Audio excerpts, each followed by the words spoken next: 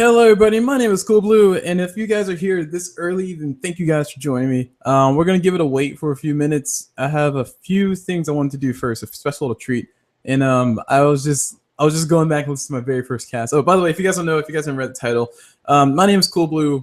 To call him CulBlu P. P is my first initial, my last name.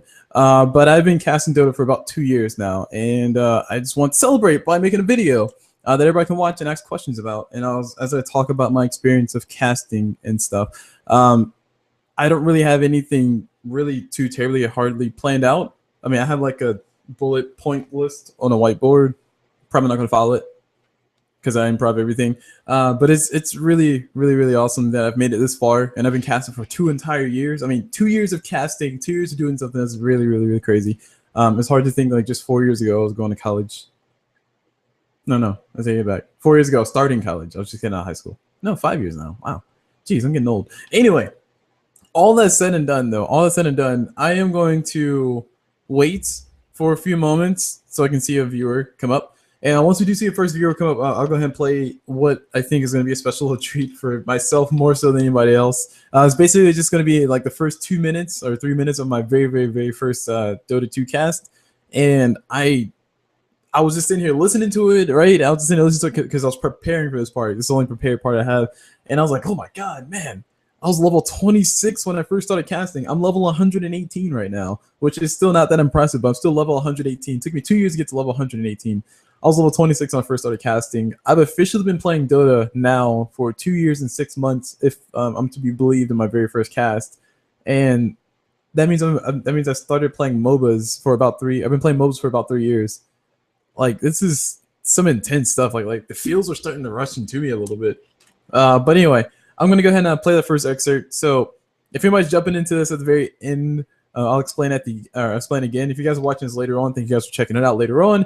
But let's go ahead and get started. Let me not put too much fluff in here. So let's go ahead and start. This is basically the first 2 minutes and 30 seconds of my very first Dota 2 cast. And I actually don't have any other screens. Let me do. Oh no, wrong button. Uh-oh. There we go. Good.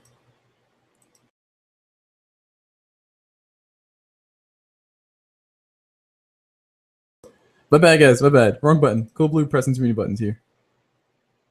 Yeah. Anyway. Just trying to change the view here.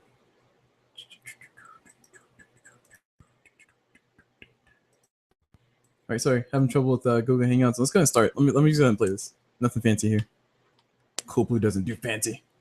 All right, so we'll start. Hello, everybody. My name is CulBlu, and I'm bringing you a random pubcast from Dota 2, obviously.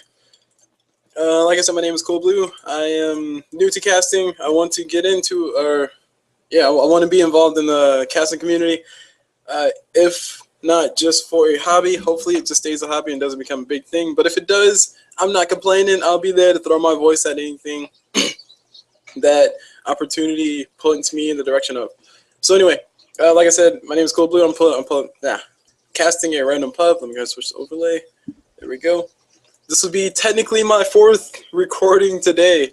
I plan on recording 3, but the first one, my computer blue screen. The second one, I forgot to hit the play button, I forgot to change the overlay. And the third one, I forgot to hit the play button. So this will be my 4th/1st cast of the day. So this is still random pubcast number 1. So like I said, I want to get involved in the casting, and I guess the best way to do that is just to cast as much as possible, which is good since this would be my 4th. Just jumping into a random game, casting random pubs. I know nobody in this matchup, or I know nobody in this game. So this ought to be a fun game to watch. I'm not really sure what the outcome is going to be, who's better at what. I just went to the second page on the watch tab and hit watch game. I mean, nothing special outside of that. We're going to change this to free camera mode. Oh, but in the spirit of becoming a caster, I also made a nice little overlay. You can see the awkward little square or rectangle at the bottom right of your screen. That should be covering the shop tab when the game starts up. it's something I drew myself. I draw a lot, so I was figured, hey, if I'm gonna be casting, why not draw my own stuff? So I created my nice little logo, CBD for CulBlu Dota. More about myself: I've been playing Dota for about 6 months. I'm currently level 26. I just leveled up yesterday. Not much to brag about, but I played played a few matches, or not a few. I played a lot of matches because I'm level 25. I think I just saw it. I had like 860 something hours of Dota 2 played, so it's not uncommon.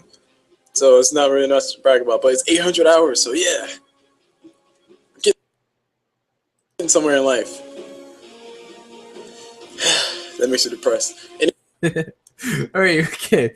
So that's it for that part. So that was basically a little flashback. If you guys want to watch the full first video of my very first cast, feel free to go check it out on YouTube. I would highly recommend it because it's very good. It's very professional, well done. Because I was so baller back then. But yeah, it's a trip of nostalgia for me, I guess. That's the best way to put it. But all that's said and done, though, like I said, my name's CulBlu. I've officially been casting for 2 years. I actually started playing Dota 2 years and 6 months ago, and I started playing MOBAs in general about 3 years ago. So that's basically the rough background of everything. As far as things I want to talk about, I want to just talk about my journey as far as casting, and also a few of the milestones I reached. And I just wanted to talk about myself because I felt like I did a video about myself on my birthday. You know, me and my casting birthday. It's not my actual birthday in real life. This is my casting birthday, by the way. So for anybody who's confused, if you have me on multiple interfaces, like you know me in real life, you have me on like Skype, and you also have me on like YouTube or Twitch or whatever. It's not my actual birthday. This is my casting anniversary day, I guess. Best way to put it. But yeah, like I said, I've been casting for about 2 years. I don't really have much of a plan outside of that whiteboard. Where the heck did it go? It's around here somewhere. Oh, it's way over there, guys. Oh man, CulBlu, good job. All right, I'm not gonna get up and get that. I pretty much can see some of it from here. But yeah, like I said, I've been casting for 2 years. Let me go and start with the very beginning as to why I started casting. While I wait for people to show up and start asking questions. But as far as why I started casting, I initially started casting just because I've been watching a few casters at that point, of Dota 2 casters at least, and I've seen some casters where I'm like, this person really isn't casting that well. I'm not going to name any names. I'm not going to make anybody feel bad. But there were some casters who I legitimately watched, and I legitimately thought, yep, I can do a lot better than those guys. And then, you know, of course, it's all like in the back of my head as a Dota 2 player or a noobist Dota 2 player, saying, yeah, I could do better than that caster. That caster totally missed that team fight. That caster totally missed that first blood. That caster totally missed this, totally missed that. It's one of those things that you say to yourself while you're watching the cast, but you don't actually say in chat unless everybody else is saying, because, you know, the hive mind of Twitch doesn't click unless that one person says, and then you agree, and someone else agrees, and someone else agrees, because that's how Twitch works sometimes. But all that was happening, and I had that mindset of, yeah, you know what? If I were to be a caster, I could be a much better caster than these guys.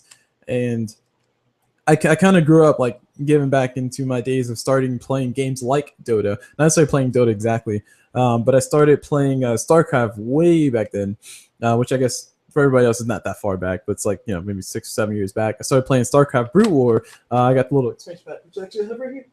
Bam! Held onto it. Check it out. Boom! CulBlu, the baller. StarCraft Battle Chest. That's my StarCraft Brute War. And I started playing that a lot. And when I was first getting into that, I started listening to commentaries and watching StarCraft 2 or StarCraft Brute War cast. And of course, one of the people I absolutely loved, as far as watching them do their commentary, was of course Day9. I mean, of course, if you don't like Day9, then you clearly don't watch a lot of StarCraft.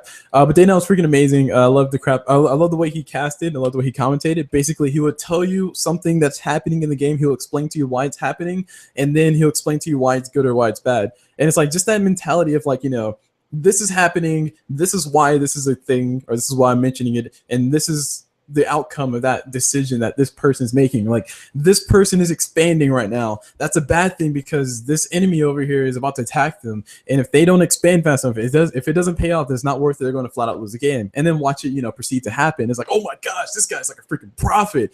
So I was inspired by people like Day9. I was also inspired by people like Husky with the high energy, like, you know, just basically keeping you excited during the whole entire commentary. Of course, Day9 has that too, but Husky is only a little bit extensive part of just being super hype. And of course, he knows what he's talking about. But it was like really fun to watch Husky too. And I think Artosis, I watched a few of his casts back in the StarCraft days. And those, DJ Wheat, of course. I like DJ Wheat's cast. Of course, not my style, but he was kind of along the lines of Day9, where he'll explain something because that's kind of what you have to do to fill time. And I just liked basically the what somebody like to call the teach casting, or the coach casting, which I thought was like, why are you calling coach casting? That's what all casting is supposed to be. But of course, different styles of casting, different people. So I prefer the more technical type of casting. So when I started watching Dota 2, actually I started playing League first, and then I moved to Dota 2 later. I can talk about that. Actually, no, I can talk about that now. So basically, my transition from StarCraft to League was basically when I was at college, NC State. Shout out to Wolfpack. I'm the lone wolf here. I didn't graduate, but still I went. When I went to NC State, a lot of people were playing League of Legends, and I was playing StarCraft, and nobody played StarCraft except for me and like 2 other people. And it wasn't that fun because I always got smacked in the face because one of the guys was clearly not a foreigner. That was so depressing. And the other person, he was a foreigner as well. If you guys don't know what I mean by foreigner, then you guys don't know StarCraft. But basically, a foreigner is anybody who's not from Korea. I think it's either Korea or Japan. I think it's Korea. Anybody who's not from Korea is a foreigner when it comes to StarCraft in general. So somebody who's a foreigner or who was not a foreigner, somebody who was a foreigner, I always lost to everybody because I was just so bad. I played Zerg. I thought I was so pro. But we used to play a lot, and I was getting kind of bored because everybody else in the room, like all 30 other people, just played League of Legends. And I was like, you know what? I'm playing StarCraft. StarCraft's better than League. I'm a StarCraft player. And I can probably toast all you guys in League. Look at this. You only control 1 unit. You guys can't macro like me because I'm a baller. It's like, we're the freak of the resources. How do you get wood? I'm sorry. Old joke for Warcraft people. Into Dota 1. But yeah, that was happening. So I started playing League of Legends because of my friends. So thank you to friends for making me play League of Legends. I made Teemo. I made it to Summon level 30. Back when level 30 was the highest. I don't know if that's actually changed by now. And this is also way before Season 2. It was like when they were talking about Season 2 for like a few months, then I stopped playing League and started playing Dota because I did end up leaving my school. And I did end up going home to a better computer, but also to a different college. And that's how I started playing Dota for about 6 months. And I started playing Dota about when Phantom Lancer came out, which I use as my official birthday for me playing Dota, which if you guys don't know, when Phantom Lancer came out, Phantom Lancer is a hero in Dota. This is back when the Dota beta, they were releasing heroes piece by piece. But Phantom Lancer came out about May the 4th. So I just called Star Wars Day, May the 4th be with you, as my birthday for playing Dota, first day of playing Dota ever. That's my time of getting into Dota, so that's the timeline for that. And then of course 6 months after I started casting, that was after like the super high hype of the international. Oh my gosh, international was amazing. The very first international I saw was like TI2. Is it TI2? Holy crap. Yeah, TI2. TI2 was the very first international I watched. I think TI3 was the very first one I actually got super involved in as far as like, you know, actually buying things and helping support all that stuff. And was it? Yeah, because it's been 2 years. Yeah, that's right. TI3. TI3 was the one that got super involved, but TI2 was the first one I actually saw. And that's when I started watching commentators such as Purge and Shiver. And oh my gosh, I swear to God, Purge and Shiver are like the most awesome casters in the world. I actually got a chance to talk to Shiver, and I got a chance to do an interview with Shiver, and nobody understands how giddy I was. I was like, oh my gosh, Shiver, crap. Like I was doing this with my hands the whole time. Nobody could see me because I couldn't do live streaming video like this because my internet was very crappy. But I got to interview Shiver once, and it was really, really, really awesome. I want to interview Shiver again, but we'll have to look forward to that in the future. And also Purge. I attempted to reach out to Purge. The reason why I did that is because it's Purge's fault for me casting. Like I said, I was inspired heavily by Day 9. I was inspired heavily by people like DJ Wheat and also people like Husky and, of course, Purge and Toby and Shiver and everybody else. Any other caster you think of, I was probably inspired by them. With a slight exception of maybe Draskell, but that's probably because I didn't watch a lot of Draskell. I just stuck with Toby, Shiver, and Purge. But yeah, I watched them as casters a lot. And it was interesting that I did because, you know, Purge posts videos on YouTube. And one of the videos he posted was one of the biggest prevalent videos that I've ever seen. It's one that kind of impacted me to help impact the community. And that was the video that Purge posted that was for casters. How to become a caster. He literally posted a video that legit said how to become a Dota 2 caster. And the video basically encompassed everything that you need to do to become a caster. A few of the things that he emphasized in that video are things that I level with, the things that I agree with heavily, which is basically casting is very difficult to get into. Another thing he mentions that casting is a very you need tough skin to do casting, and another thing is that casting requires a lot of hard work. So those are kind of different. Those first two, the first one and the last one I just mentioned, are kind of different in that casting takes a lot to get into in the sense that you got to do a lot in order for you to become prevalent. You got to advertise yourself. You got to push yourself out there. You got to do a whole bunch of stuff. You got to cash for this, cash for that, make friends here, make enemies there. You got to draw your lines wisely. And of course, the whole entire part in criticism hard to take. That's one major point that he pointed out. I do heavily agree with that. I don't know how many times I've been watching Shiva's live stream. Of course, it's back before I started casting and before I kind of ran out of time to start watching Shiva's cast. Sorry, Yazrin. Yeah, Yazrin. I think his name. Yazrin? I don't know how to pronounce it. Yeah, one of my friends who loves the crap out of Shiva. Loves him like a trillion times more than I do. But yeah. Back in those days, I used to watch Shiva's like live streaming. If she's streaming like a big game, there were people who didn't like her as a caster. Naturally, if you have 7,000 people watching your live stream, somebody's not gonna like you. And there would just be the whole entire chat just like going like tits or GTFO. I'm like, why are we even doing this? This is like she's trying to cast the game. I'm pretty sure she's ignoring it completely. But it's like Twitch chat, like wall of text after wall of text, tits or GTFO, tits or GTFO. And it's like, okay, guys, come on, we can do better than this community.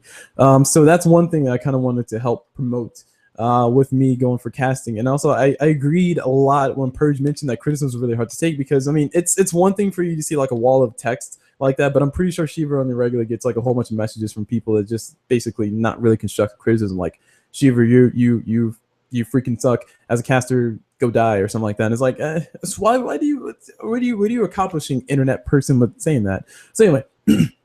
That made me upset. And of course, Purge mentioned that there's a lot of times that he received criticism like that, where people would just basically say, "Hey, Purge, I think you're the worst person in the world." And Purge is like, "That doesn't help me become a better person. Like if you told me in a way that can make me feel better or make me, have something to work towards. Like, hey, Purge, I think you say this too much. I think you say that too much. I think you'd be better off if you could do this." And Purge say, "Yeah, okay, all right, yeah, I can agree with that. I can see your point. I'll go ahead and try to make those adjustments." I'm of that mindset as well, so I agree with Purge on those levels.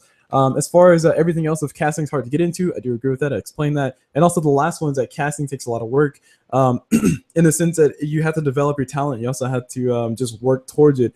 I would agree with those as well. You guys heard my first cast? You guys hear me talking right now? If you guys didn't hear my first cast, go back and watch the hangout after it's all done. You'll be able to see it from there.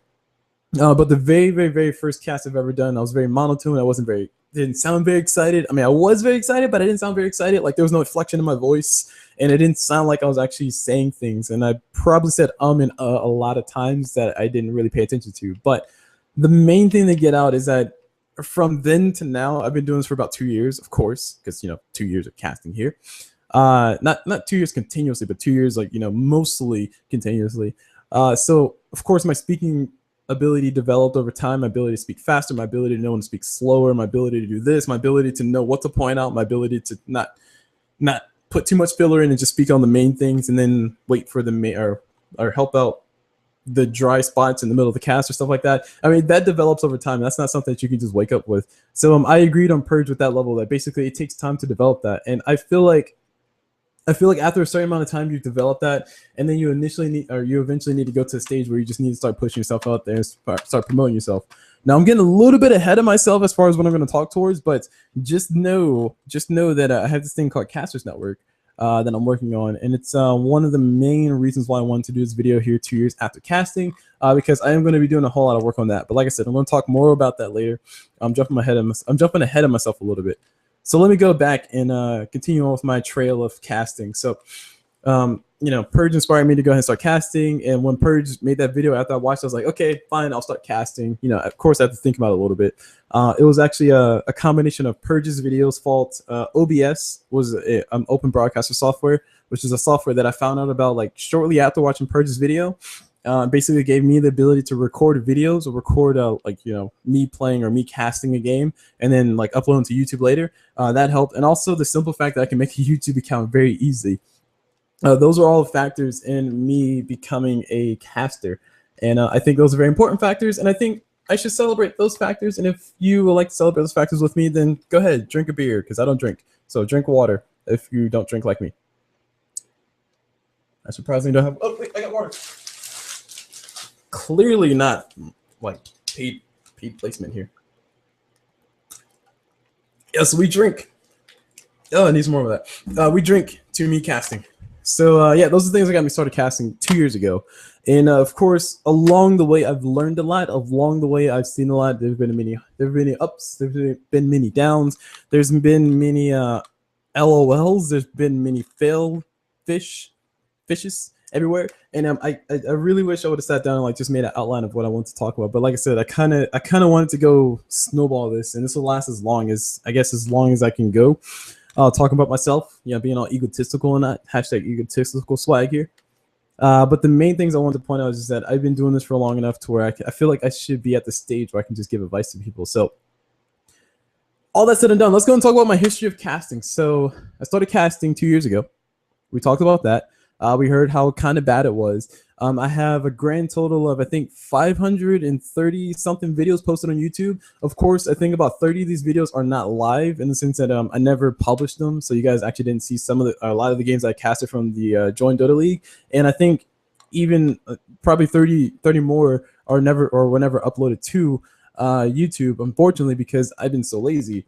That's kind of echoing the part that Purge said casting takes a lot of work. I mean, it's a lot of work, guys. Like some people don't realize that when you do commentary, like when you do casting, like you come home from work and then you sit down, you cast, and then after you cast, you gotta make the VOD, you gotta make the tags, you gotta make sure they all get posted correctly, you gotta make sure they all get posted at the right time, you gotta make sure you don't spam people's Twitter feed, you gotta make sure you don't put the wrong tags on the wrong video. You gotta make sure you put your overlay pictures, and it's just so much to do, man. It's just so crazy, and like that's just something that a lot of people overlook when they think of casters. Like, I have a high amount of appreciation, of course, because I've been doing this for 2 years. Whenever I see a caster, who like somebody like Purge or somebody like Cheever who puts their video things on their videos, like they put their nice little pictures on their thing. Yeah, it's not that much. Yeah, it doesn't look all that fancy, but God, guys, I think those things like add up. Like when you decide to cast for a week and you say, okay, on Saturday, I'm going to post all my VODs. And then on Saturday, because you're casting the JDL every day, as many games as you could, on Saturday, you have 45 videos to post. You're like, I'm not going to make tags for these. So that is something that does end up happening. That is something that a lot of people do overlook when they try to go into casting. And I blatantly do think that's one of the things that kills a lot of people who try to become casters. It's like, it's a lot of work. Like I can't emphasize it enough. Purge said it perfectly. Casting takes a lot of work. I mean, it's you gotta work for it. I mean, it's not something that you can just walk up, do your commentary and then go home. You gotta like walk up, do your commentary, make your VODs, and then make sure your VODs get posted. Make sure you push yourself out there. Make sure you post your name here. Make sure you let the team members know, the people who play in the game, let them know that you actually casted the game. Tell their friends. And then by the time you do that, it's like the next day. And it's like, oh, I got to do all casting again. It's like, oh, man, it just adds up so fast. So yeah, along the way, long story short, CulBlu got really, really, really lazy and it got really bad. There was a few hiatus that were in my casting reign. So I think, I said I've been casting for 2 years. I've technically been casting continuously for like a year and a half, if even that, because there's been long droughts of me just not posting videos, not posting videos, not actually casting anything, because I'm just like, yeah, I just want to sit back and like play something that's not Dota. I just want to sit back and just watch other people cast Dota. I just want to watch Netflix all night. I don't want to cast this tournament anymore. This is not fun. Like I get 2 views and stuff. And that's another thing to talk about.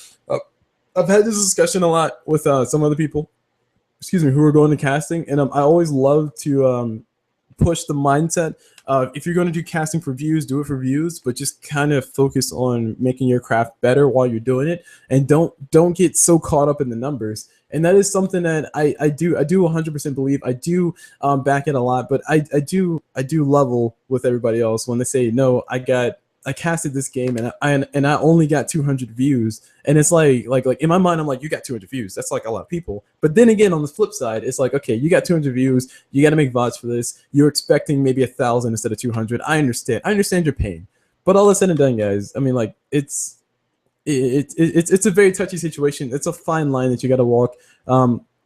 I see it as something that you got to just pick your side and stick with it. My side I picked and stuck with was the side of, I'm just doing this for fun. If I get 5 views on a video that's been posted for 3 years, and I'm okay with that. And I've stuck by that. There's many times when I've been internally conflicted by that, because there's been many times where I would legit like, you know, cast an awesome game. Like, I think I'll cast an awesome game. I would get like 2 viewers who would say, like 2 people who watch the YouTube video, and they'll post a video like, oh my gosh, amazing cast. I can feel the energy. Like, there was actually legit somebody who said that in one of my casts, and the video total has 10 views. And I'm like, why are more people not seeing this? And that's where you come into the issue of advertising yourself. That was something that I was not very prevalent with. I was basically just like, you know, I cast a game, post on YouTube. If somebody finds it, they find it. If they don't, they don't. I did get heavily involved in the Dota 2 Google Plus community. Which shout out to Dota 2 Google Plus community. If you guys are watching this, thank you guys for watching this. If you guys are watching this later, thank you guys for watching this later. If you guys aren't watching this, no worries. I still love you guys. I'm very grateful that the Dota 2 Google Plus community exists, because that's probably where I get the line, or got the lion's share of my notoriety from, as far as people actually watching my stuff. So a huge shout out to those guys. They're freaking amazing. I love all you guys, except for I was gonna say except for Hort, but Hort is from Join Dota, not the Dota 2 Google Plus community. Anyway, all that's said and done though, I say all this just to, in summary, say that focusing on views and doing it for a hobby, there's 2 totally different things, 2 totally different mindsets. And I feel like after you do something for so long, you kind of have that feeling inside of you that I'm doing this and I'm doing it really well, and I'm not getting the recognition for it. And that's something that really does suck, guys. Like I don't want to toot my own horn here, but like I feel like I should have like at least 10 times more views than I have over my lifetime. Like I said, I'm not trying to toot my own horn. I'm just saying this after 2 years of doing this commentary. It's just something that gets a little bit frustrating, something that gets a little bit upsetting. Granted, that's a 2-way street, guys. That's a 2-way street. I'm not ignoring it. That's a 2-way street. That's a 2-way street in the sense that me as a caster, I have to do more to get my name out there. That sucks, yes, but it's a fact of life. Basically, if I don't do the work to get people to see me, then people are not going to do the work to go watch me.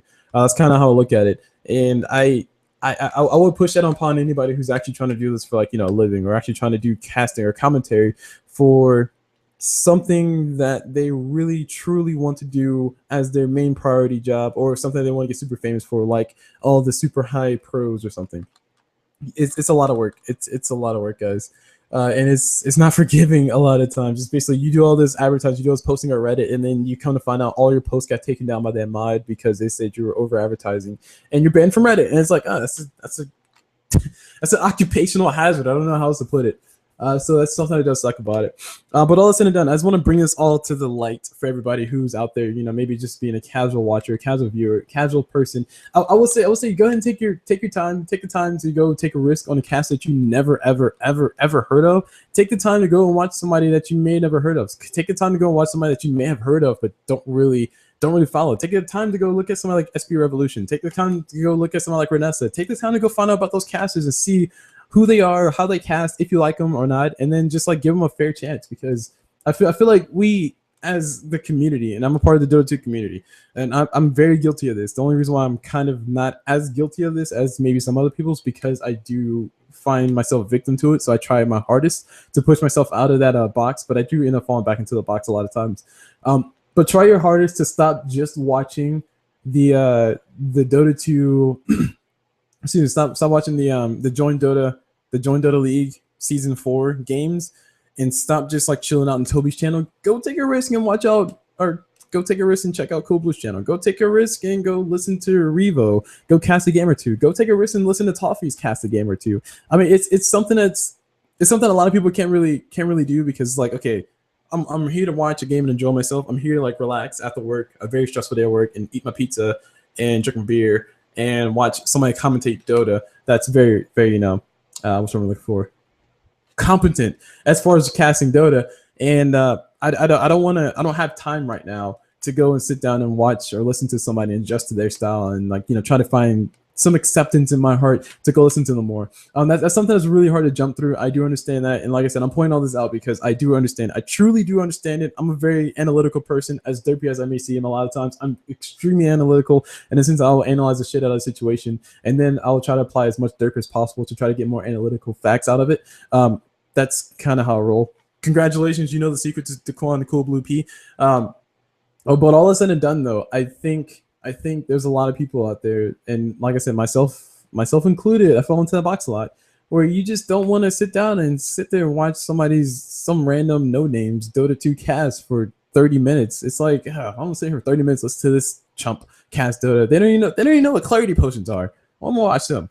So that is something that I would highly encourage the community at large to go out and try to do.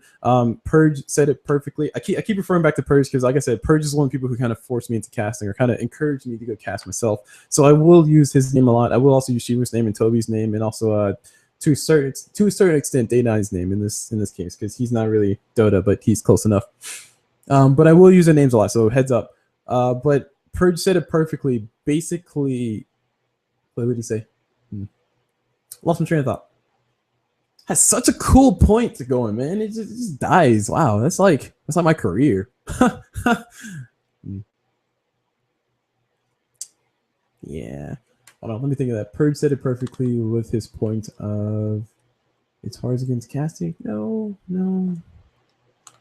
Purge, Shiver, Styles. Yep, nope, lost the train of thought. That choo-choo is gone. I'll figure it out eventually. Probably recap sooner or later, because like I said, I have no true like skeleton as far as how I'm gonna go about this, so I'm just kind of winging it right now. So congratulations, guys. You're watching the CulBlu wing things here like a boss. But whatever my train of thought was, just to pretend I made a very good point and you nodded your head and you agreed and we all moved on. Oh, I think I know what I'm saying. As a community, we don't like to take risks and like listen to other people commentate. Hold on, it's almost there. We don't like to take risks and listen to other people commentate. We like to just sit down and relax and not take the risk. Yeah, no, it's gone. That's gone. Anywho, continue of my trail of casting. So like I said, I've posted about 500 videos, so I've a lot of videos under my belt. Not all of them are the best of quality. There have been a lot of times, not necessarily a lot of times, but there have been a few times where I would cast a game and I'll be very tired. I'm like, and Pudge is doing a thing, and the game's gonna keep going. Oh my gosh, please end, because I'm so tired and I have a test tomorrow. So that does happen from time to time. I would not recommend it, but like I said, it's an occupational hazard, so don't hurt yourselves for feeling bad about that, guys. Internet, if you do feel bad about that, please go ahead and subscribe to my channel. Self-promotion here. No? Okay, me neither. I wouldn't subscribe either. So yeah. So like I said, I posted about 500 videos. Not all of them are like the best of qualities. There are times where you can cast and overcast. When I first started casting, I don't know if you guys heard in the very intro part, but I basically stated that I would try to cast like 4 or 5 videos a day. That is not healthy. I do not recommend that. That is very, very, very bad for one, your brand, and two, yourself. It's bad for your brand in the sense that if you just blast YouTube with a bunch of videos and casts and commentaries, people already don't want to watch you because they know you're bad at casting, but they really don't want to watch you when you're spamming their feed and you're bad at casting. So that's something I wouldn't recommend. I would say just pace yourself. If you want to cast 4 games a day, great, go for it. Just be patient. Post one video like every other day, and you'll be fine. 4 videos a week is fantastic. 5 videos a week is pushing it. 7 videos a week, that's basically you have a fan base already, and people are actually wanting to watch you. That's the only time you actually do that. So that's what I recommend. Also, if you do want to become a caster, like I said, I feel like I'm aged enough to give advice to everybody who out there who wants to become a caster. Also, if you do want to become a caster, I will highly, highly, highly, highly, highly recommend, especially if you want to focus on your views too, I would highly recommend being involved in communities for reasons other than, hey guys, watch my video. There was a YouTube group on Google Plus that I'm a part of, and it's basically there was somebody who asked a question like he does like game posts and stuff. And he was like, hey guys, I've posted like 40 videos and I only got like 10 views on each video max. How do I get more viewers? People aren't watching my stuff. I put in like a lot of work, and it's like, you know, he was saying like he puts in a lot of work. He advertises here, he advertises there. It's like, hey guys, watch this video. Hey guys, click this link. Watch this video. Watch this video. Watch this video. And I just basically typed up a post and said, hey, if you want more people to watch your videos, then try to be more like the other people, like you know, actually be involved in the conversations. If you find a community that's really nice and you think they'll be really interested in your stuff, instead of saying, hey guys, watch my video because it's really cool, how about you just take a moment and start talking about what they're talking about? No, maybe be involved in a conversation. Just say, hey, you guys are talking about Juggernaut and how OP he is. Well, I don't think he's OP. I think he's just kind of like the flavor of the month, like a Naga Siren is. And also, I kind of think he falls along the lines of Razor, where basically in about a month and a half, nobody will play him ever again because they find out that he's still very fragile and his ulti is just not the bee's knees. And then people around you will say, huh, you know what, I agree with you. No, I don't agree with you. I think you're doing this. And then you can say, you can slide into it as like, well, I casted this game with the Juggernaut. Well, basically, he thought he was the bee's knees, and he just got smacked in the face all day long. And you can check it out here if you want. I mean, you don't have to, but you can check out. People like, oh, I'll check out that video. I'll see what they're talking about. I want to see their point. And they start watching stuff, and you just start building your own following that way. Very clever, very sly way to do it. Of course, this is not marketing 101. This is CulBlu talking about his casting experience. But if it does sound marketing 101, I'll take my scholarship right now. So yes, that's a very important point. Being involved in the community is a lot more effective than just flat out saying, hey guys, watch this video. Hey guys, watch that video. Hey guys, watch that video. That's a very, very, very, very good way to get yourself put into the blacklist of people's minds, where basically every time they see your name, they associate you with the advertisement and they just black it out. Like, I'm not going to pay attention to you because you just post advertisements all over my favorite place to hang out. So that's another thing. Also, what I was saying was viewership growth. We talked about that. Also, frequency of video. Oh no, frequency of video posts. I talked about that already. And what was the last one? There was like a series of points that I made that I wanted to make sure I talked about. Exposure, I guess. I mean, that's technically how to get your name out there and get a following. But exposure is also an important thing. I guess relevance. Let's go with relevance. Relevance of what you're casting. I casted about 103 or 104 random pubcasts. Those are random pubcasts. Basically, I just went to the first 2 pages, as you heard me say, and I just picked a game and I casted it and I posted on YouTube and said, hey guys, watch this. It's awesome. That's a random pub. Unless it has somebody like Dindy in it, or it has somebody like Puppy, or has somebody like Merlini, or has somebody like really big named in there. Nobody really cares about the random pub. That said, random pubs are very, very, very extremely important, especially when you're trying to cast in Dota. Because when you first start casting Dota, I don't care how pro you are, unless you're actually on a pro team, or unless you actually have done things in some amateur tournaments to where you can just flat out understand what's going on with the game of Dota, you need to cast Dota. If all you do is just play pubs and you have your own little set mindset and you just kind of go along with it, and then you jump straight into casting and expect yourself to have like the God's base of knowledge as far as Dota goes, then you're gonna be very disappointed. You're gonna be sorely disappointed. Dota is a very intricate thing. Dota's a game full of ifs and ands and buts. That's kind of how I like to look at it. I mean, it's not necessarily how you have to look at it, but it's kind of how I look at it. So basically, it's very hard to kind of say that you know everything about Dota if all you do is play support and you never really pay attention to what your carries are doing. You just kind of do support things. Like, I play support in Dota because I'm very bad at last hitting. So I pretty much know the support role pretty much in and out, and I know a lot of intricacies within supports. Like, I know why you would place a ward here. I know why you would get a sentry, even though you don't see anybody invisible yet. You just get a sentry, and then you place it to D ward, and you can also maybe catch them out with the invis rune. I know that because I play support a lot, and I've seen it a lot. I've seen myself get slapped in the face because I didn't do it. I've seen myself get slapped in the face because I did it.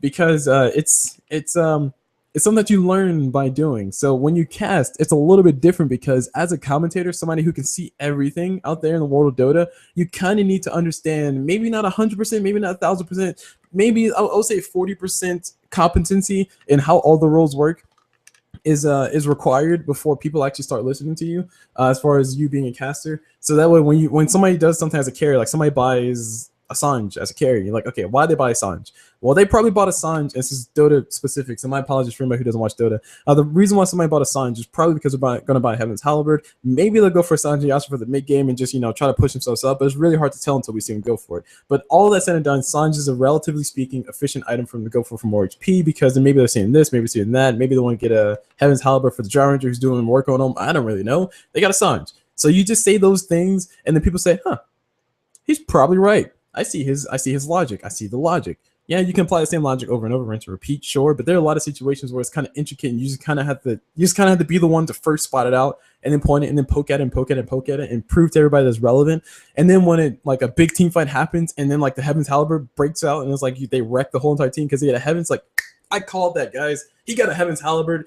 I called it from like minute 15. I'm like a pro god at casting. And that's how you can kind of have your moment. If you just go in knowing what the support does and you see a carry build a Battle Fury, and like, I don't know why they bought Battle Fury, doesn't buy wards, then you're not gonna be taken seriously. So casting random pubs is important because it gives you the opportunity to have the God's eye, see what everybody's doing, and even if you don't understand what's going on, especially in your first 50 or 60 casts, of course 50 and 60 is excessive. You probably need to know what's going on by that point.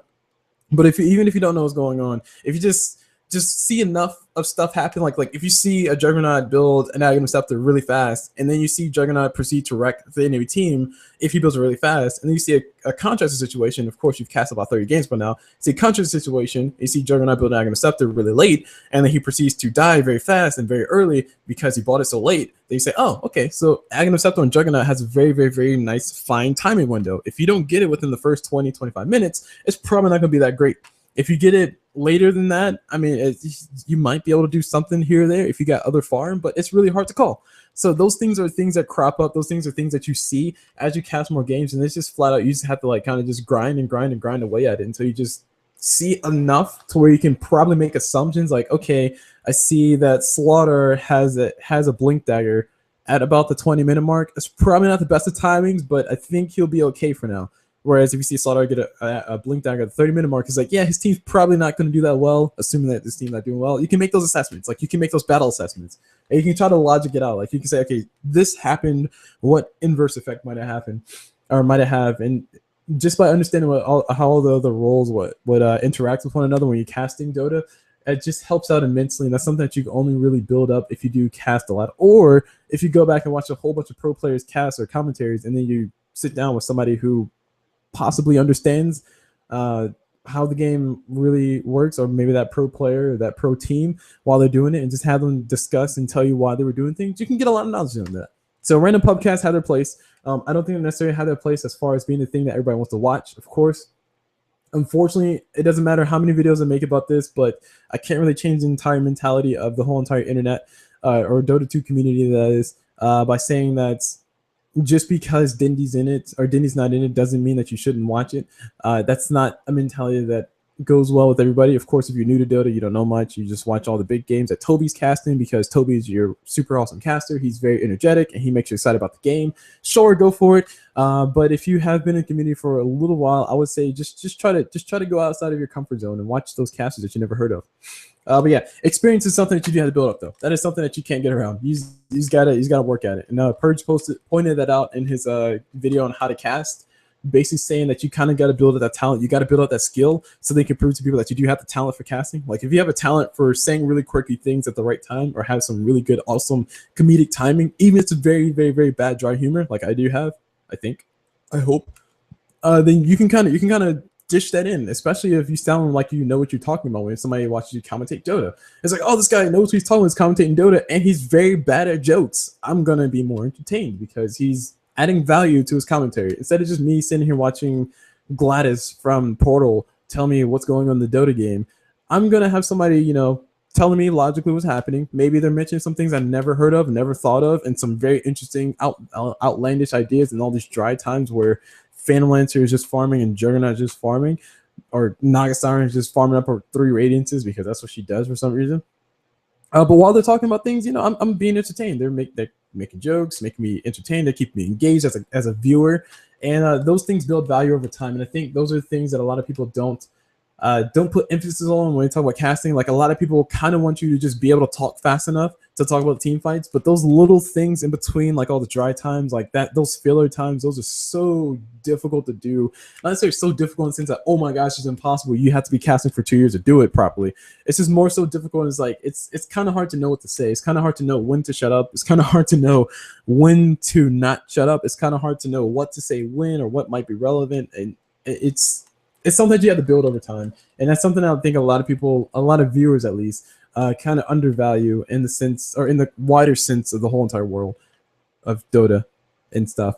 And of course, if we expand this to other games, like commentaries like from Street Fighter, commentaries from other games like Tiberium Wars, if everybody still plays that, or CSGO, a lot of people don't like to think about that either. I mean, even in Street Fighter, you have a lot of times where just basically they're sitting back doing nothing.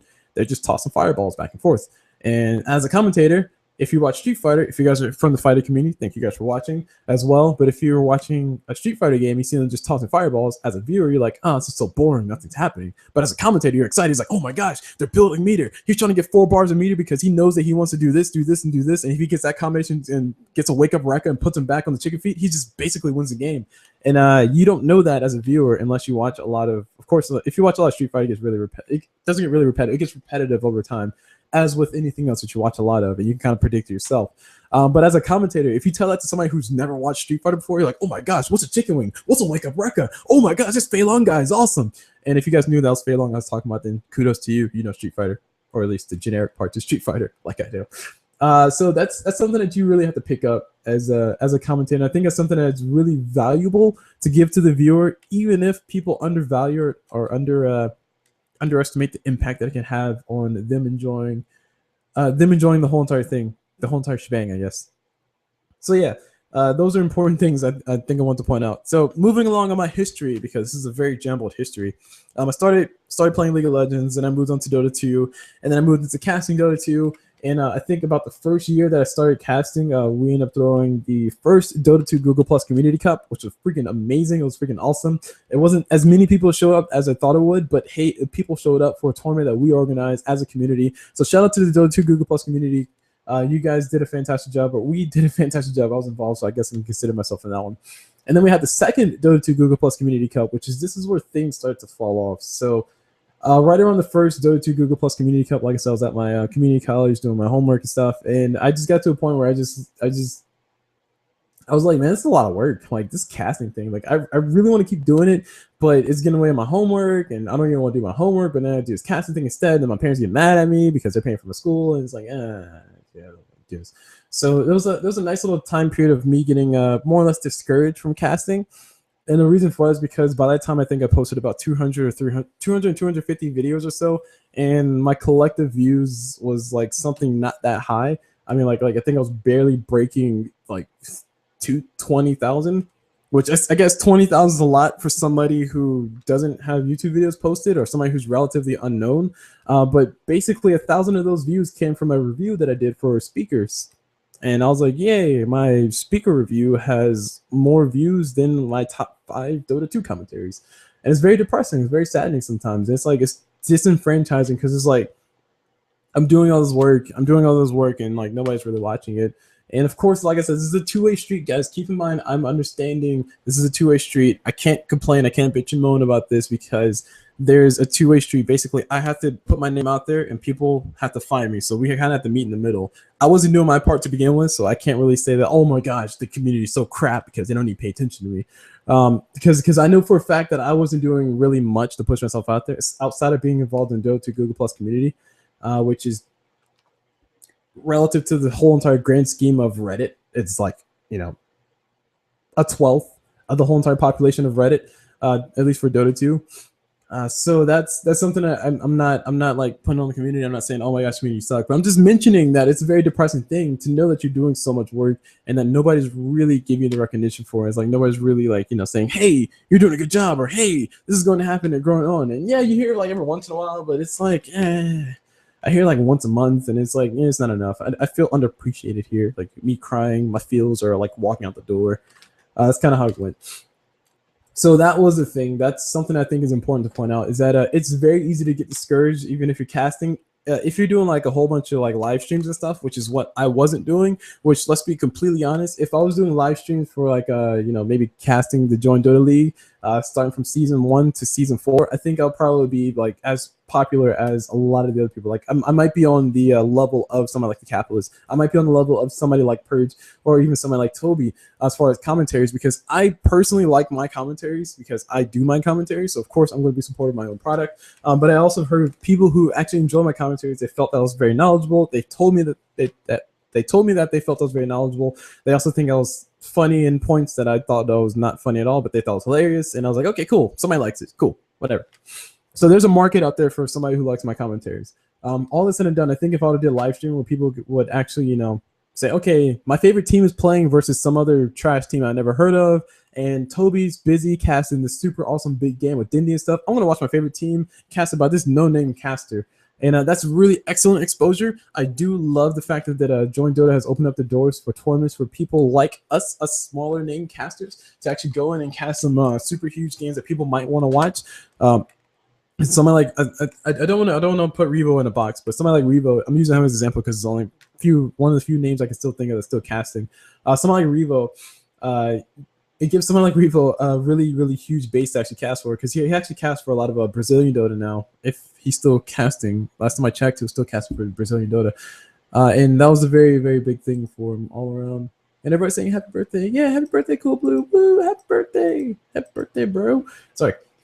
But yeah, someone like Revo gets a cast for all the Brazilian Dota teams. So basically, he's got in touch with a lot of Brazilian teams, and people know him out in the Brazilian region as a really awesome Dota 2 caster. Of course, I don't know how big of a caster he is because I haven't paid attention to him in the last little while. But back when I was paying attention, yeah, he was doing fairly good. He's basically netting about 2,000 views every single time he would cast a big Brazilian Dota game, which is fantastic because the Brazilian Dota scene, relative to what they were telling me, is not as developed as they would like it to be, but it's definitely something that people want to look forward to.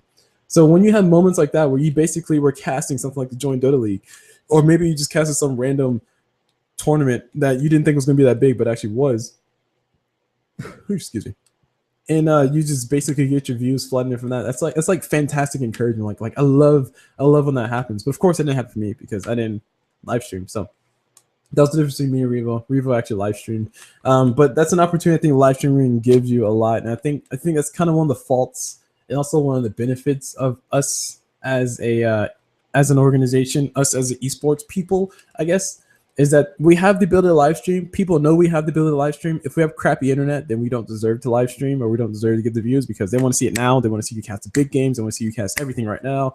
And by they, I mean viewers. And it's kind of not fair because if I'm in a situation where I have one megabyte upload and like 2 megabyte download at home, which is what my situation actually was. Actually, no, it was a little bit worse than that. It was like 0.9 megabytes upload. I don't have the bandwidth at all to live stream. Like if I live stream, my whole entire house comes to a crawl as far as the internet. And my parents, they live in the house as well. They lived in the house that I lived in because I moved out, and they just basically can't deal with that. I mean, it's just like what you're live streaming. You're taking up all the bandwidth, and on top of that, the live stream that I would put up will basically be about like 600 kilobits or something like that. Something really bad. Basically, the size of this phone on this screen right now is the size of a pixel when you stream at 600 kilobytes. It's like not even. You can't even. That's all I gotta say. So it's basically not even good quality, and my parents get mad at me. And on top of that, nobody really watches it because it's so crappy looking. So it's just like it's like a triple-edged sword. Even though it's only 2 handles on the side. It's so crazy. So that's one thing to point out is that live streaming gives you the advantage of getting a lot of viewers. It also gives you the advantage of being there in the action, in the act live. You can interact with people live. You don't have to worry about all this upload to YouTube nonsense with tags. Basically, if you didn't see it live, then don't worry about it. They'll post it to a VOD later. And even if they'll post it to a VOD later, you can just go check on their past broadcasts and just watch everything and have fun. Of course, it was before Twitch started doing the stupid music thing, but let's not talk about that. That's another topic.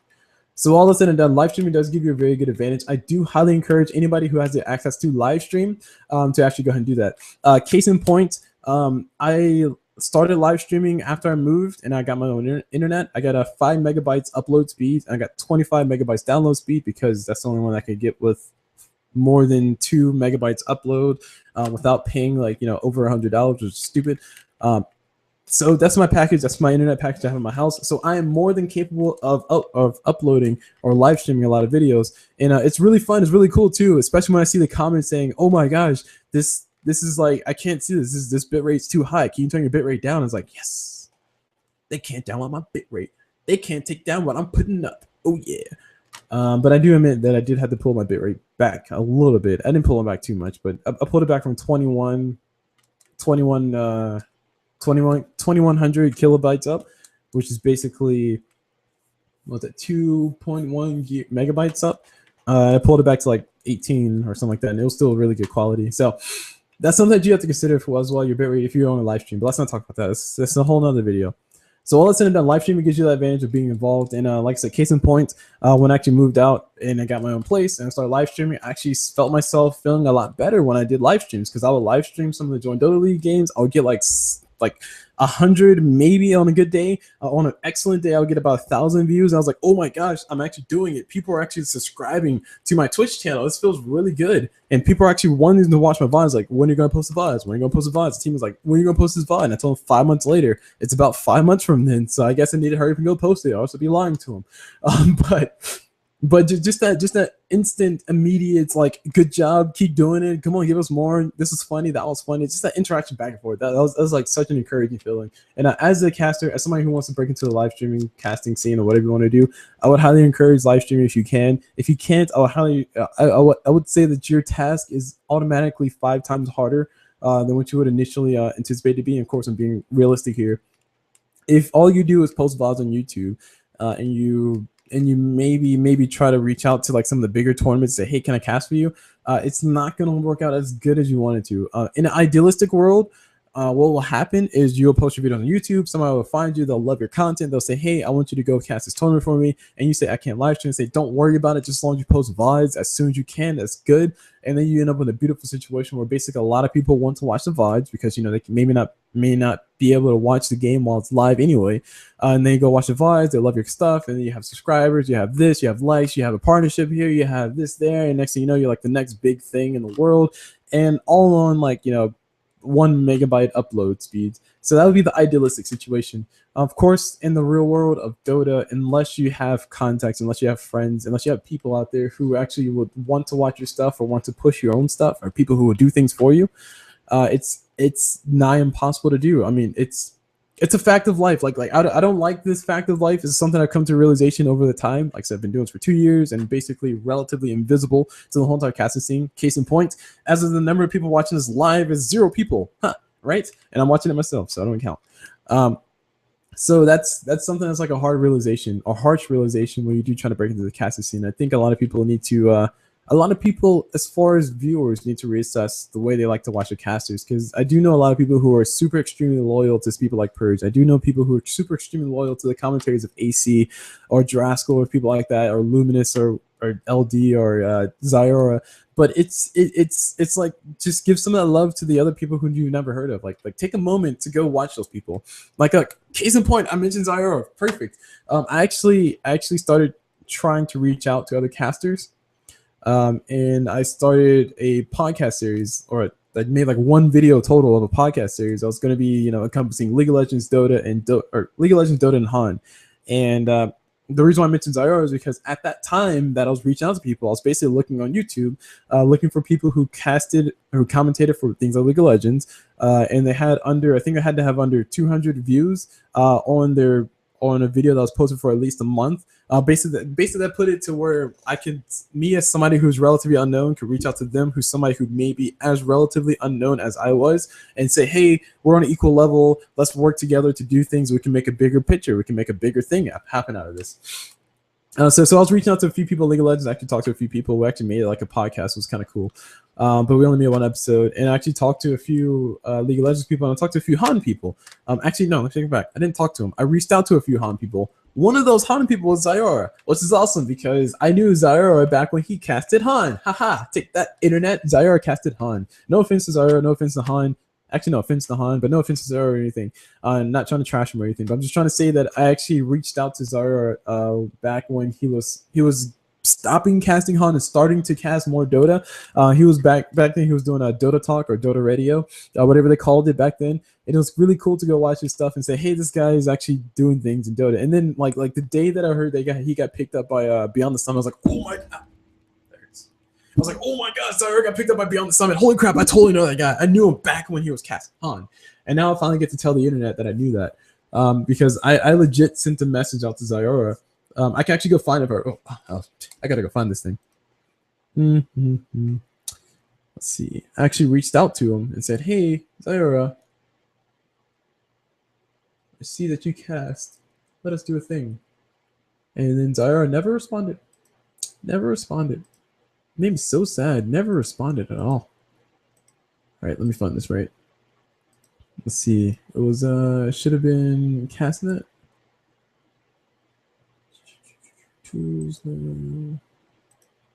I'll find it eventually here, but yeah, it was a really cool thing just to see somebody that I reached out to before they actually became like super big and super famous. Actually reach out to him and saying, hey, let's do this thing, and then never getting a response, getting stood up, so to speak. It was actually really cool to see all that happen. Even if I didn't get the contact, yeah, sure. Oh well. Boo-hoo, CulBlu didn't get to talk to Zyora. Who really cares? You gotta have thick skin when you get into this business, bro.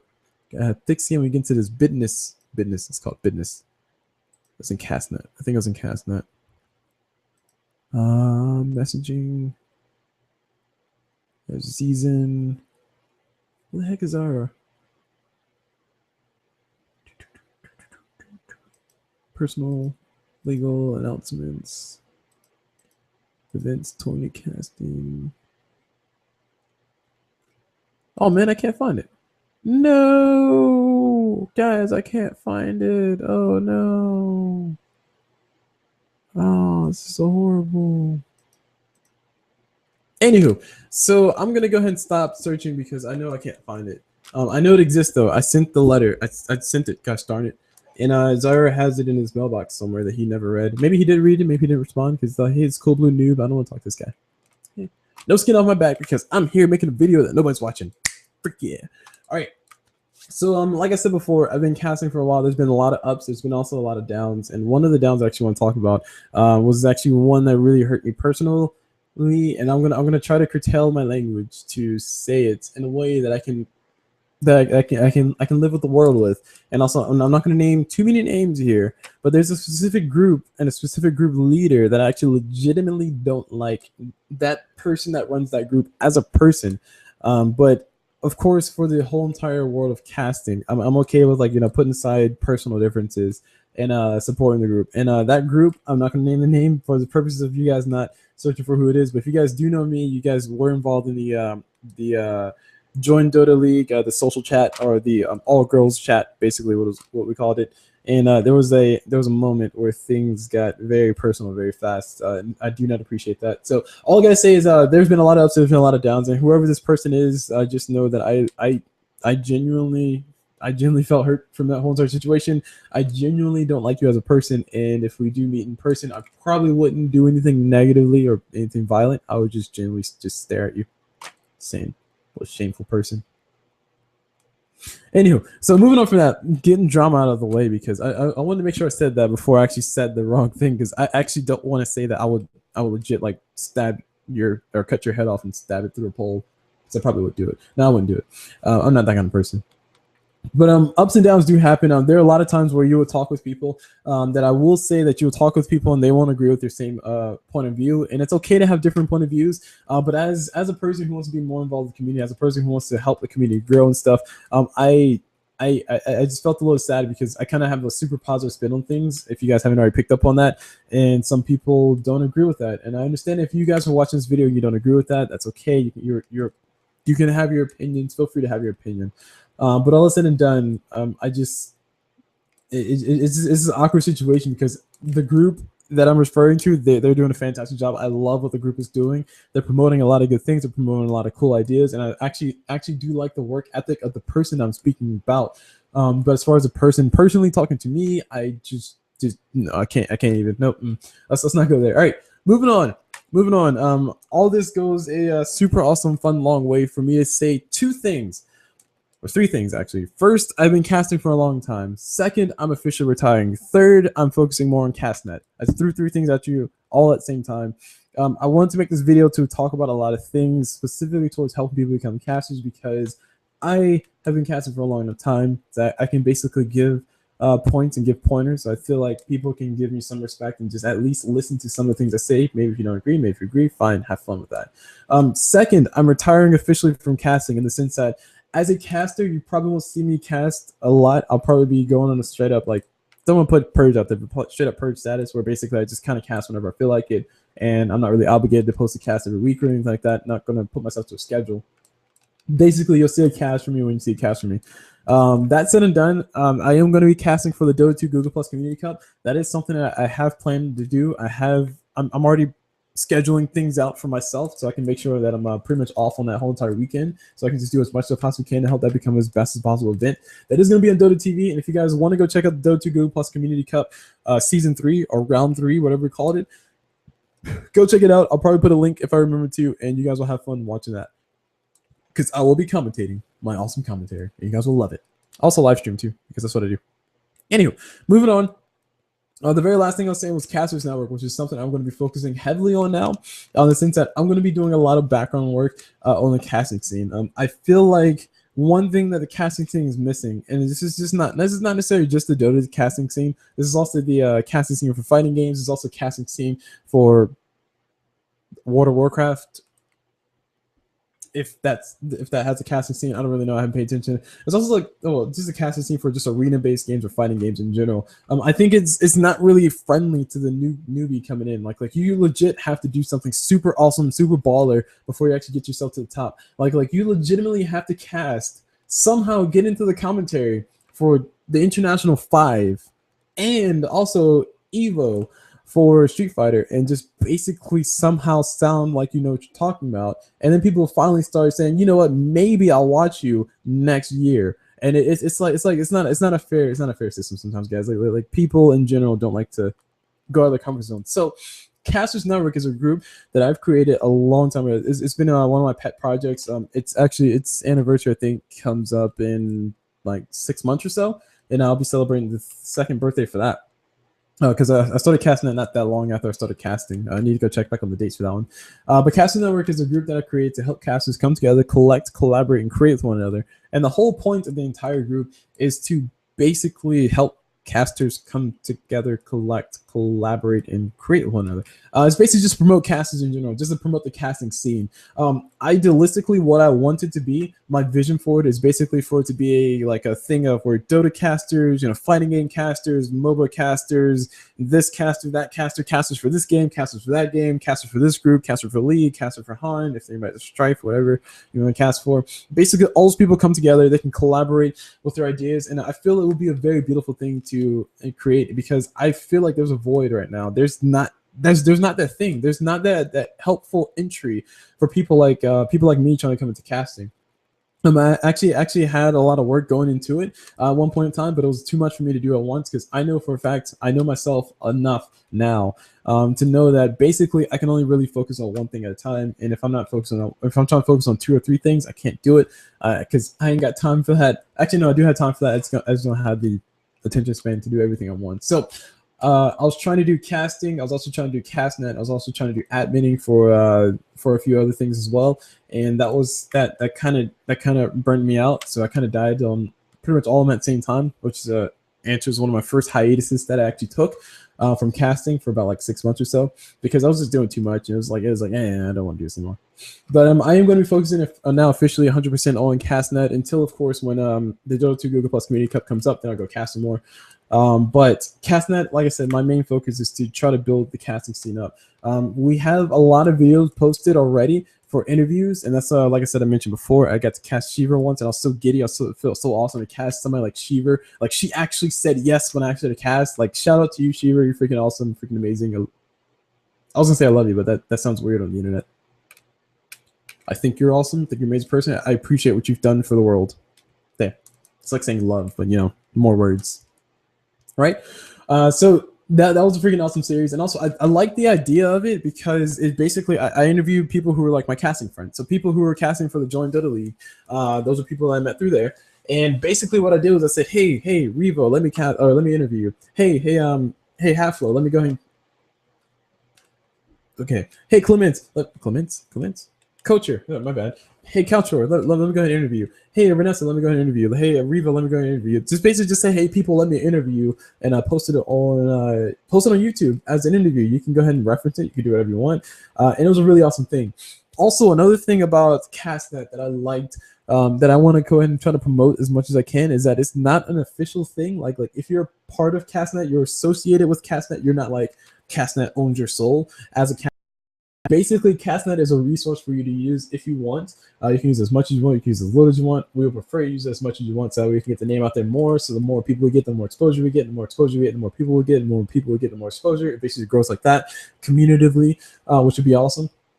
But we don't necessarily want to push the idea that if you're a part of Castnet, you can't be a part of CEVO, or you can't be a part of Star League, or you can't be a part of Join Dota, because that's really stupid. That's really negative. That hurts us significantly more than it hurts them, because those people like CEVO, those people like Starladder, they're like, we're freaking Starladder. What do you mean you're a Castnet? You can't join Starladder. They don't care. We'll find somebody else. So that hurts us significantly more than it does hurt them. So that's basically a mentality that I never wanted to get into, never intended to get into, and I never do continue or intend to get into. So basically, Castnet is association for anybody who wants to become a caster with it. Interviews are going to be the hugest thing with us. We're also going to do the caster trials. I'm going to try my hardest to bring those up and build those back up because I think those were awesome. Those are caster challenges, are basically just challenges that you will put a caster in. Basically, have a caster do this strange thing during casting just to test their skills and see how they improve. And then the idea is that like 6 months later, they would do another caster trial.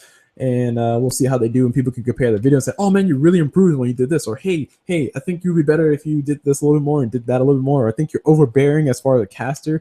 You need to be more nice to your co-casters and stuff like that, just to help people grow a little bit. Because casting is a very hard thing. Skills develop over time, yes, but sometimes it's a grudgingly painful process, and we want to make it as painless as possible. So Castnet is supposed to be basically a promotional-based thing for casters, and also we want to reach out to as many tournament people as we can, and that's the part that really, really requires a lot of focus, and that's the part that I really failed on. So my apologies to anybody who's associated with Castnet before, and saw Castnet kind of just do this on his face. Because it didn't really do much, and I'm a little sad because Castnet could be a lot better than that. So we're gonna go ahead and push Castnet as much as we can. Like I said, I'm officially retiring from casting, so don't expect to see a whole bunch of vlogs or cast or commentaries from me. I might cast a game or two here or there for the Join Dota League just because I can. I have the internet for it, so why not? But that's basically it. That's it for my whole entire video of me turning 2 years old. And this video has been only about, what, 90 minutes or so? So, shoot. Pretty good video. So I see no questions here. I see no questions there. Let me refresh this page so I can see what's going on. Oh man, 51 views. Heck yeah. All right, 51 views. I posted this on Join Dota. And I posted this about an hour ago on Join Dota, and still 51 views. Only 51 views. I'm a little bit happy with that. That basically makes me feel a little bit better. Let me see how Reddit's doing. I posted on Reddit yesterday. I probably should have posted on Join Dota as well, but I didn't think to. So I posted on Reddit yesterday. Let me see how this is doing over here. Let me see my Google Plus community. Let me see how we're doing. See if I got any questions or anything. I'm going to search for something. I'm going to find something eventually. The sad life of CulBlu. Ask for input, gets no input. It's like that one kid, that failure kid. That kid who fails at life, you know? The braces and stuff in the face. Kid's depressing. Why? What do you mean Adobe can't? I mean, you better allow him to remember. Shoot. Stupid Adobe.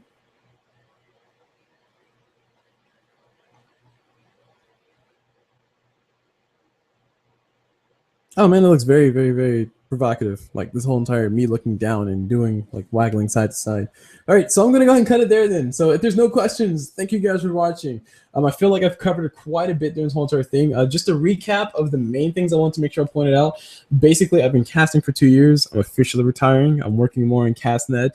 Casting is in fact difficult to get into. Casters need to be a little bit more hard skinned to get into this. Casters need to develop their skills. The community at large, I feel like it needs to be a little bit more, what's what I'm looking for? Not necessarily nicer. Nicer is a bad word. They need to be more open to new people commentating. I feel like that's the thing that we as a community need to build towards. And also, I intend for Castnet to become a big thing. I do intend for that. So expect to see a lot of blasting advertisements everywhere about Castnet. I'm going to try to do it in the most, what's the word I'm looking for? The most intrusive way, or non-intrusive way, wrong word, non-intrusive way possible. So that way now nobody really gets smacked in the face by it. But I'm going to be working a lot towards it, so definitely be on the lookout for that. And also, if you're an aspiring caster and you want to have some connections, go ahead and reach out to me. I'll see what I can do for you. We're just starting back up here, so we're not going to have too terribly much just yet. And the very last one is I totally knew Zyro when he was casting Han. So this guy, right? This guy. Come on, guys. Come on. This guy. Let me get both my arms in his frame. Look at that. Look at that. Come on. Come on. All right. So that's going to be it for this video. I hope you guys enjoyed it. And as always, guys, I'll see you guys whenever. And also, thank you guys for 2 years of awesome. You guys are amazing. You guys, I love you all out there in the internet. Yeah, except for Hort. I don't like Hort. Don't worry, Hort. I love you too. I love you the most, Hort. Okay. All right. Have fun. Bye, guys.